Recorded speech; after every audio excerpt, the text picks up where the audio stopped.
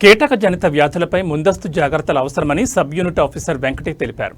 కరకంబాడి పంచాయతీ పరిధిలోని తారకరామనగర్లో సీజనల్ వ్యాధుల సర్వే కార్యక్రమాన్ని నిర్వహించడంతో పాటు లార్వా సర్వే కార్యక్రమాన్ని నిర్వహించారు. ఈ సందర్భంగా సబ్ యూనిట్ ఆఫీసర్ వెంకటే మాట్లాడుతూ వర్షాకాలం సందర్భంగా కీటక జనిత వ్యాధులైన మలేరియా, డెంగ్యూ, చికెన్ గున్యా, మెదడువాపు, పైలేరియా, మెదడువాపు వ్యాధులపై ముందస్తు జాగ్రత్తలపై అవగాహన కార్యక్రమాన్ని నిర్వహించారు. వివిధ రకాల క్రిమినాశనాలను నివారించేందుకు స్ప్రేయింగ్ చేయడం జరిగిందని తెలిపారు.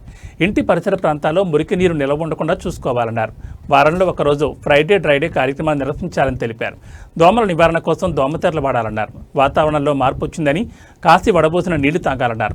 వ్యాధులపై అవగాహన కలిగి ఉండాలని సూచించారు. అలాగే ఇంటి పరిసర ప్రాంతాల్లో కొబ్బరి చిప్పలు, పాత సీసాలు, టైర్లు, కూలర్లు 5 రోజులకు మించి నీళ్లు నిల్వ ఉండకుండా చూసుకోవాలన్నారు.